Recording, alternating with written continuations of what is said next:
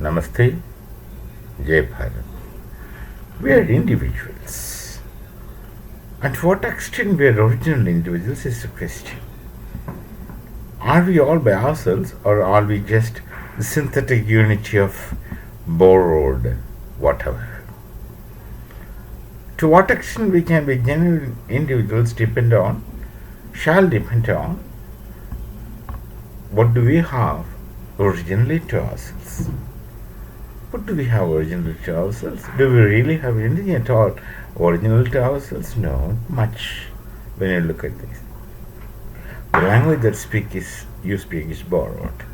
The version of language that you speak is also borrowed. The dress you wear is borrowed. You said that you may pay for it, but that's a different story. You haven't made it.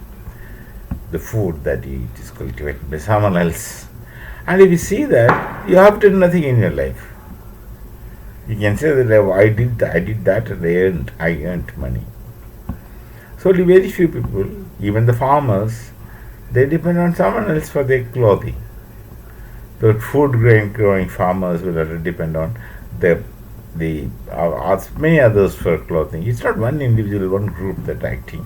There's a group of people behind everything that you do. But primarily, your language is not yours.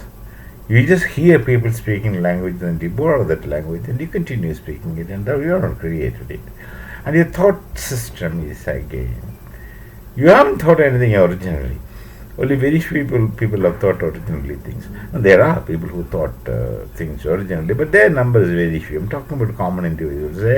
Their thought system is patterned by someone's thought systems, mostly inadvertently and mostly sometimes under the influence of someone else. These religious thoughts are, of course, implanted. You are not responsible for that. Someone has implanted such religious thoughts in your mind at very younger days, and for which you are not responsible. But then you have been patterned, and you just is some kind of determinism functioning within you. You're determined to think like that. You're determined to speak like that. You're determined to act like that. You have no freedom because that has been focused and patterned in your mind by a so-called authority of religion, with the promises of rewards after death and threat of punishments after death, and the kind of faith that is implanted in you that the real life is starting only after death. And the life which is in front of you, you negate. There is an interesting story that someone dies and goes to heaven, supposed to be heaven, I don't know. And then the God is asking the Christian to him, how was the heaven down below? Then that person says, no, I coming from earth.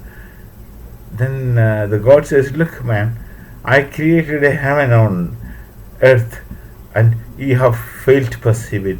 You failed to experience it, and you think that there is a heaven beyond. And you come here, you have nothing. You have nothing. You just wasted your life on earth. So that story has a very serious moral that don't think for a separate heaven. Don't think of a life after death. Think about the heaven that's around you. You find many heavens around you, many good people around you, many gods around you. That's why we have multiple gods and deities. There are divinity in everything, not only in human beings, not only in plants, flora and fauna, but also in inanimate bodies, even stones. There should be divinity in that. That depends on that object which is in front of you, but that depends on the subject that is perceiving, that's you. So we can pattern your mind like that. Otherwise, there is no individual like you. There is no autonomy of individual because you haven't then you don't have anything created by yourselves. Only very few things you have. You can claim to have created by yourself. Very few things. Even if your artistic ability, mostly it is hereditary or under the influence of someone else. What have we done? Is the question that one should ask. Now, why you ask this question is, then you realize that you are not so great. Then the humility, the nobility, the humble things will all manifest within you. They're all there in you. They're all there in you. Only thing they are concealed from you. there is this nobility within you, there is this humble nature within you, there is this humility within you. All those things are there. Only thing you're not aware of it because you don't look at them. To look at them, you look at what you are. You're not great. You haven't done anything. You have not created anything of yourself. Once you understand such things, then you will be able to discover these nobility, which are already there within you. Please try. Please try doing it. Life will be better. At least you will be more comfortable than what you are otherwise. So we meet again. Namaste. Jai Bharat and Jai Sri Ram.